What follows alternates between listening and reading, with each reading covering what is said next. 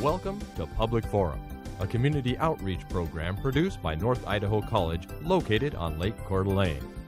Featuring guests from around the globe addressing a wide variety of subjects, Public Forum serves to educate and enlighten. Please join host and moderator, political scientist Tony Stewart, in welcoming today's guests. Last week we started a 10-week series with our good viewers dealing with the topic of journey through time in search of the human spirit. As you know, if you've been with us over the years, we do a symposium at North Idaho College each year, and while that is taking place, we do a number of television programs. And so in the summer, this series runs, and the rest of the year we do other things with our program here on the television program at North Idaho College.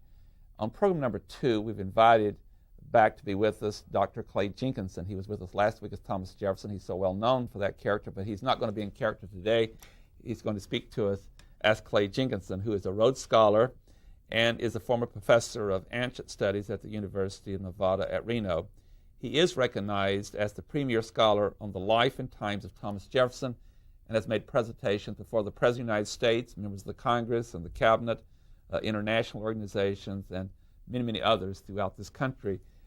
He is an extraordinary person.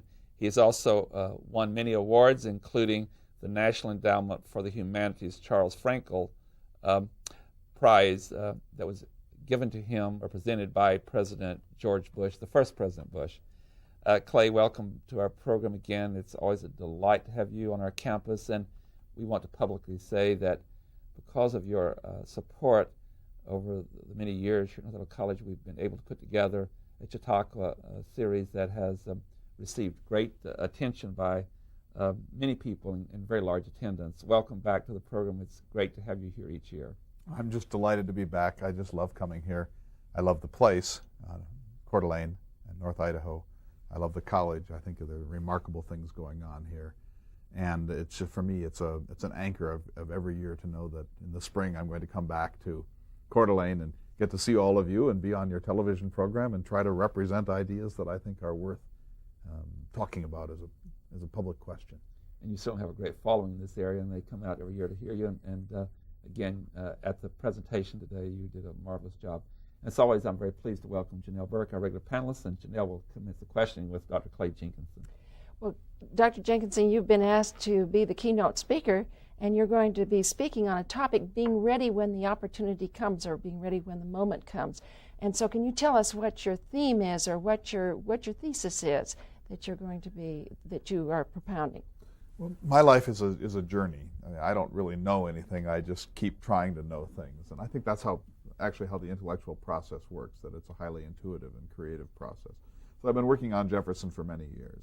And Jefferson teaches us one aspect of this question, being ready when the moment comes. In 1776, the Congress of the United States turned to Jefferson, even though he was a decidedly junior member of the Revolution, and asked him to write the Declaration of Independence. Why? Because he was ready. He had spent about 20 years reading 10, 12, 15 hours per day. And so when his moment came in 1776, he was able to distill the Enlightenment into one sentence of 36 words, the most important sentence in the English language. We hold these truths to be self-evident, that all men are created equal, that they are endowed by their Creator with certain unalienable rights, that among these are life, liberty, and the pursuit of happiness. Think of that. Thomas Jefferson, at the age of 33, distilled the entire corpus of the literature of the Enlightenment into one sentence that the world cannot live without. That's being ready.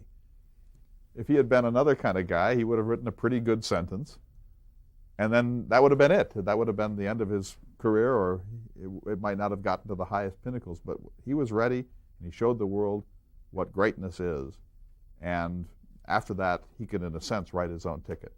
So that's one example. Another is J. Robert Oppenheimer, a character that I have performed here at North Idaho College. Oppenheimer was a genius, probably a much greater genius than Jefferson. When his moment came on July 16th of 1945, when the atomic device worked, he was ready. Not only had he done this incredible thing, which Jefferson probably couldn't have done, organize all these eggheads to produce this device and understand quantum mechanics to boot. When his moment came, he didn't just congratulate himself, he went into moral dimension. And he quoted from the Bhagavad Gita, one of the Hindu sacred texts, a line that he remembered from his deep study of Eastern texts, "I am become death, the shatterer of worlds." So when his moment came, he was ready because his moral intelligence was mature. So that's my theme, is how do you prepare? How do you stay awake? How do you know when the moment comes? And how do you make sure that when that moment comes, you bring everything in your soul to bear on that instant and change the world in this case? That's a very powerful theme. And in fact, I said to you yesterday that what a great speech or address for a commencement class when young people, particularly at the college level, are going out in the world. As I take my turn, I want to talk about the fact that there are others, that their moments came, such as Lewis and Clark. And I want to introduce to our viewers a book that you have just published. Certainly will deal with this, and it's called The Character of Meriwether Lewis, and I have a copy here with me. Why don't you share a little bit with us about this? It's just out, and I understand it's getting very good reviews, and it's selling well. And do that in the context of also how these two gentlemen changed history in a lot of ways when the moment came for them. And of course, they have that tie to Thomas Jefferson in relation to their trip west. Well, it's nice of you to point to my book. I'm very proud of it. It's the first humanities essay on Lewis and Clark. There have been lots of historical essays, but this one brings psychology and literature and philosophy and environmentalism and Native American culture studies to bear on this question of who was Meriwether Lewis and what kind of a man was he, and what can we learn about him from reading the texts as literature rather than as mere artifacts of history. And thanks for offering to be my agent on that commencement thing. I hope you got 1,000 calls. But Lewis is an interesting case. I'll be talking about him in my keynote address because Lewis wasn't quite ready when the moment came. He had some of the dimensions of this. He had prepared himself in terms of wilderness arts. He was a pretty good amateur scientist. He had incredible physical courage. But there was something missing. He didn't have a complete sense of himself. Or as I put it in my book, his ego structure was fragile. We don't quite know why, but his ego structure was fragile. And what happened to him in the West was a series of encounters with landscape and with difficulty and with native peoples. And in each of them, he seems to have had his, what I'd call his psychological immune system weakened or cracked. He survived, and the expedition was notoriously successful. Only one of their people died, and that was because of appendicitis. It was a very well-led expedition. He brought them back successfully to St. Louis on the 23rd of September, 1806. 3 years later, Lewis was dead. And he was dead, in my view, because his ego structure had been frail to begin with. It had been weakened by the events on the trip. And when he got back, his reserves were so low that when the crisis time in his life came, he had no fund, no resources, no ability to face them. Now, this differentiates him from Jefferson. And Jefferson always had a reserve. Jefferson had deep friendships. Jefferson had a certain kind of dignity with respect to his relations with women. Jefferson, of course, had his home, Monticello, almost the source of Jefferson's greatness.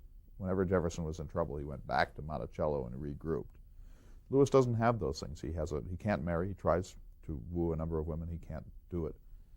He has no real home.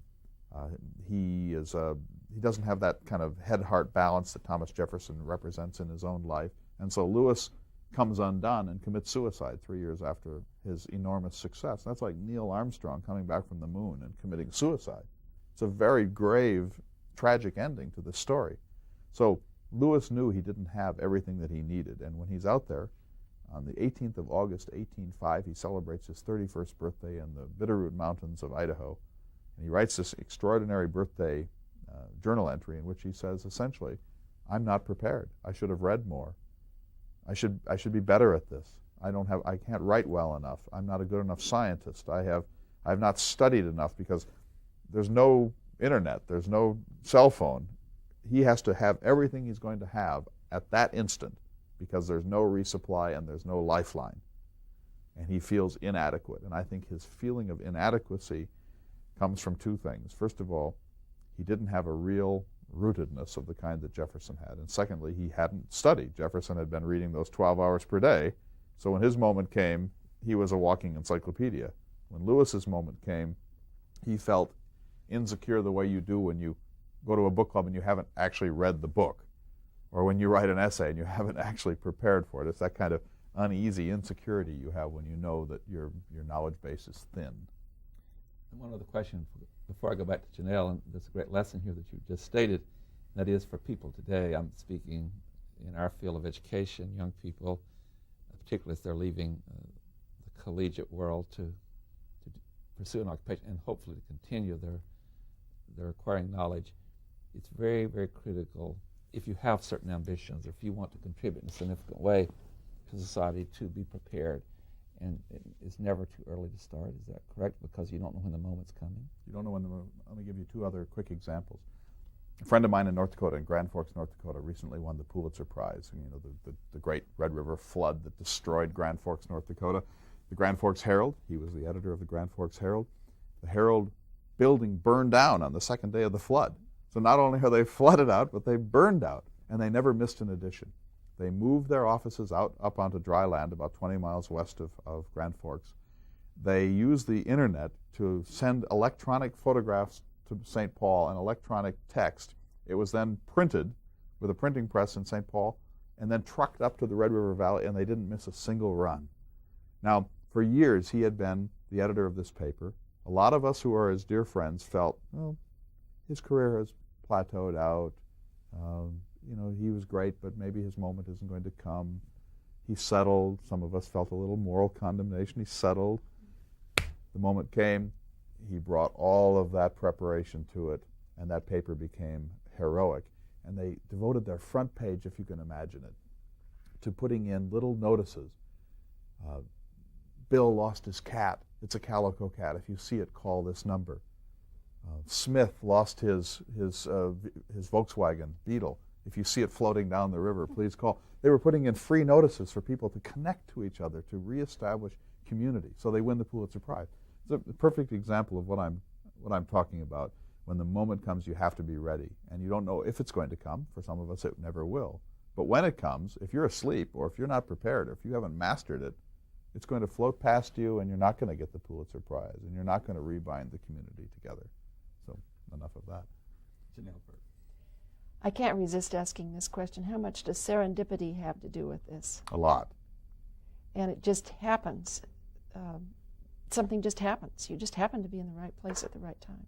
Yes, but you have to be like Joe Namath, and not to, to connect the sublime with the ridiculous, but I forget what Super Bowl it was, but Joe Namath says, we're going to beat that other team. And then he went out and did it, and it'll always be remembered. Now, if he had said we're going to beat that other team and they'd gone off and lost 50-2, then that would have been silly. So you have to have done your homework. That's the hardest part. It's those countless hours playing the clarinet alone in your room. It's the gymnast who is completely tired on Saturday morning and just wants to watch cartoons. And somehow this 8-year-old girl gets herself to the gym and does one more set of balance beam experiments. It's that discipline to master it. That's the first thing. Secondly, you have to be awake. And Tony and I were talking about this yesterday. If you're asleep when it happens, you could be the greatest gymnast in the world and it passes you by.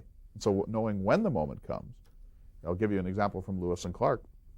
Clark wanted to be the one who discovered the Shoshone Indians. He set off prematurely. His feet got infected. He had to stop. Lewis stands by and says, well, I guess I'll have to do it. So he goes on into this historic meeting with the Shoshone because Clark had been premature. He hadn't sensed the timing. That may be a sense of genius, or it may be serendipity. It's not quite clear what. But then when it comes, you have to throw your heart and soul into it. And you can't hang around. And one thing that Jefferson teaches us is that you don't hang around waiting like Al Haig for your time. You have to be rooted. You have to go about your life as if your life were your argument, as if your life were the business. And then when the moment comes, you haven't been waiting in the wings anxiously. You are actually pursuing a life, and it comes to you because you're the master. So I think it's a combination. How do you know when the moment comes? How do you identify that moment? It seems to me that's very difficult. It is. Jefferson speaks of this. Jefferson's my best lens on all these things, but Jefferson says that we should not conduct revolution for light and transient causes. So how do you know? I mean, these are hard Hindsight questions. is real good, really good. Are the abortion activists right, or are the pro-life activists right? I mean, who knows? We don't know. But some people feel my moment has come. I have to take a stand. Luther, here I stand. I can do no other. Martin Luther King. We don't know how they figured it out, but there are probably 100,000 people like Martin Luther King who were premature, or who came after the fact, or who were asleep at the moment, or who hadn't prepared correctly. And so we just don't know. But I think that all you can do is to be in tune, and also to realize, in a sense, this is sort of the pop psychology of our time, but don't sweat the small stuff. Make sure that your antenna is up for things that really matter for the success of community. So I'm not going to go to the wall over a stoplight. But the Aryan Nation, you bet. Now I'm engaged. I'm going to fight the Aryan Nation. I'm not going to fight a stoplight that might be inconvenient for my daughter and for myself. In relation to your work, you, like Jefferson, I know you well enough to know that you read with great enjoyment and tremendous amount of hours. You manage your time remarkably, and so because of that, you have become a really true scholar. And it's always a delight talking with you. Would you shed some light for, again, our viewers? I'm today particularly thinking of younger viewers. In this preparation, it doesn't come by osmosis, putting a book under your pillow. Share with us some of your schedule and kind of commitment you have. And certainly, some of our viewers may not have heard the past about what Thomas Jefferson did in all of his preparation. Well, let me just quickly tell you, Jefferson's way more interesting than I am. He never wasted a single moment. He was up at dawn before the sun, and he was reading and writing and active all day. And our sense of a balanced, relaxed life would have appalled him. But he was constantly doing. And he wrote a famous letter to his daughter saying, "It is amazing how much we can do if we are always doing." Idleness is the parent of ennui and hypochondria and mental disease and so on and so forth. So for Jefferson, it's just indefatigable industry. But controlled. Jefferson is a control man. In my case, I try to read 5 hours a day. I don't always accomplish it, but I try to. And I try to read in different places. And my advice to young people would be this. First of all, the investment you make in the clarinet or in Greek or whatever it is you're studying now will pay off later. If it doesn't pay off economically, which in a sense hardly matters, it will pay off psychically. The psychic rewards are just gigantic. I've written this book. The psychic reward of that is gigantic. It probably will never make you $100. But the psychic reward is one of the greatest rewards of my life. And so I can only say that psychic rewards are much deeper than economic rewards, and you must get out of your head the notion that everything has to translate into Kmart or into stuff or into money. That's number one. Number two, if you bring a certain level of cheer to it and look on it as a project, even playing the clarinet 7 hours a day can turn out to be fun. And so you measure your success by your progress and by the pleasure that you bring to it. And what I like to tell myself when I get into moods is that every moment has to be as if it were the only moment. So this moment that we're having right here, talking about this on your program, in a sense is the only moment I'm ever going to get to explain myself to the world, and I have to try to bring as much of myself to this moment as I possibly can. So it's constantly trying to re-inspire yourself, to stay awake to wonder, and to know that there's nothing dreary about being alone in the room with the works of Thomas Jefferson. One other question before I go back to Janelle. With that growth intellectually, and I know that Thomas Jefferson, from what you said this morning, probably would have some uncomfortable attitudes towards the human spirit, but as Clay Jenkinson, how, from all the studying and the friendships and the travel and the meeting, what does that mean to your human spirit? Or how would you even define the human spirit? Let me give you a perfect definition. Another example, I left it out before. There was a young Lakota woman named Sue Ann Crow Dog. She's dead now. She died in a tragic automobile accident a few years ago. I never knew her. I'm only reading about her. I get most of what I know about the world by reading. She was a brilliant young basketball player. She lived on the Pine Ridge Reservation in South Dakota, and they went off to play in Leeds, South Dakota, in the Black Hills. It's a white community, largely bigoted white community. When she got out there, she and the rest of her all-Indian girls basketball team were booed by this crowd of several hundred, maybe 1,000 white people. And they were all terrified. Young Indian girls off the reservation now in this big place. And she was swept up by the human spirit. She took her letter jacket and she put it over her shoulder. And in the middle of the floor, she did a Lakota fancy dance. She hadn't planned it. It wasn't her style, but somehow the crisis of this moment made her erupt in lyricism. And she did this fancy dance, this shawl dance in the middle of the floor. And within seconds, the crowd was on their feet, cheering and clapping and applauding her human spirit for having so much moral courage in the face of what they even knew they were bigots. It's one of the greatest stories I've ever heard, and that's what the human spirit is. It's that unexpected, unpredictable effusion of lyricism and poetry and love and joy and resonance that occurs in the midst of Auschwitz or in the midst of a bigoted border town in South Dakota. And I think I don't have that in myself. I inspire a little of it in my talks, but I see it in the books that I read and in the people that I meet, and then it makes me think, I've got to try harder, I've got to stay in there, I've got to be ready if the moment ever comes. And teaching at the university level, the college level, every day is not the same. And some subjects, of course, tend to be more exciting, but there are moments in the class, they are never planned, in which students get into certain type of dialogue, and it makes that particular session so much more powerful than others. It's the same type of thing.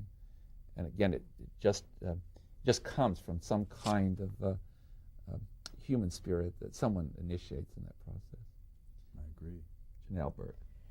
I want to give you an opportunity to talk a little bit about excellence, because what I hear overriding all of this is that you're striving for that excellence, and you don't let down your guard and just get by. Is that a correct analysis? Yes, and let me just tell you, I'm an inherently lazy person. I would never hold myself up as an exemplar of anything. But I remember something that I read about Robert Kennedy once. Again, books are my inspiration. My anecdotes come largely from the things that I read. But when Robert Kennedy was the Attorney General in his brother's administration, he was on his way home at 11 p.m. and he saw Jimmy Hoffa's lights on in his office. And he thought, I can't go home. That guy's out there working. And he's my enemy. How's good ever going to triumph over evil if that guy's working and I'm not? So he turned his limo around and went back to the Attorney General's office and worked harder. And I'll just quickly tell this story. It's such an interesting one. I saw an MTV documentary on professional wrestling. And they had this craggy old coach, and he was teaching young jocks how to be professional wrestlers. And they were following this one Italian from the Bronx through, and he failed. He washed out, even though he had a perfect body and so on. And they asked this sort of crumpled up old coach, why did he fail? And the guy said, if you want to be a professional wrestler, you have to eat it, you have to sleep it, you have to dream it, it has to become your life. Every time you put anything in your mouth, you have to think, will this contribute to my body mass? Every time you take a walk, you have to be training. If you want to excel at anything, from professional wrestling to the violin, you have to make it your life. Mastery. And you can't dabble. You have to really give yourself to it. And so excellence comes from an enormous amount of sheer commitment. And unless you can find joy in it, you won't make it. You have to find joy as you pursue the hard work of mastery. And I think Jefferson had that in spades. And I think Yo-Yo Ma has that. The great people of the world are joyful in their disciplines, and the rest of us grumble and get too much coffee and sort of gut it out. But when I see that grace, the joy that comes from disciplines that most of us could never endure, that's always a sign of greatness. And I think every young person should say, here's what I want to do, and I'm going to give myself to it. In relation to that, we find in the field of education that individuals that are highly intelligent tend to gravitate towards a particular discipline, particular subject matter, that they have, maybe it comes easier to them, they have a greater love for it. So should one follow that? And my second part of my question is that some people seem to have a lot of different routes or disciplines that they like, and is that something that is acquired, or is just well, some people are greater than others. Jefferson had, he's a Renaissance man, so he's a distinguished paleontologist, he's a distinguished library classificationist, he's a distinguished this and that.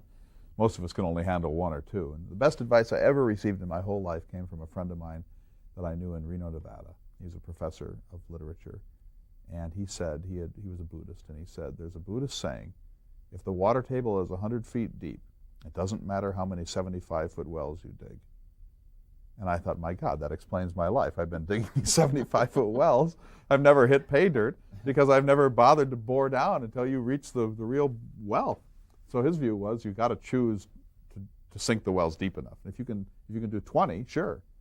But if they're all coming up dry wells because you didn't gut it out and see it through and show the discipline that's required to succeed, then I think that's a life of futility. So you have to choose in your own right. But Jefferson would certainly say gravitate towards your strength, but let your closest friends be mirrors to tell you what your strength is. I might think my strength is golf, but I might be a terrible golfer. My strength might be the viola. And I need mirrors from outside to help me see my strengths, because we don't see ourselves very, very well on the whole. We're very close to being out of time, unfortunately, but one other question related to this is, what is the role of being a visionary person in this process? Some people seem to have a greater anticipation of the consequences to the future than others about what they do. Well, the great ones are all visionaries. You know, Thomas Jefferson's friend John Adams said grumblingly, I find that you like the dreams of the future better than the history of the past. And Jefferson thought, right, finally, you got it. You know, yes, this is about the future. It doesn't all have to happen today. So visionaries, I think, are cheerful people. They're people who see the long view. And this will be a paradox, make it quick. The best way to see the future is to see the past. If you want to see the future and be a visionary, you have to ground yourself in history. On that note, I have to bring the program to conclusion. Dr. Clay Jenkinson, on behalf of Janelle and our staff, we thank you so much for being with us these 2 weeks on our program, and we look forward to having you back again next year. It's always a delight having you here. It's a great intellectual learning process. My delight. Thank you. Ladies and gentlemen, we are ending the second program of a 10-week series dealing with Journey Through Time. We're looking this year at the question, the search for the human spirit, and I hope you're enjoying listening to the programs as much as we are bringing those to you. And as I've said, on program 3 next week, we'll go to another historical character and talk about the human spirit. We've looked at such issues as love, and we're looking at goodwill and charity, and a number of other issues over the next few weeks. Please have a good week. I am Tony Stewart. Recorded on the campus of North Idaho College, Public Forum is the longest-running entirely college-produced program on PBS. Each episode is pre-recorded live and is an educational outreach from North Idaho College. Please join us again at this same time next week for another edition of Public Forum on this public television station.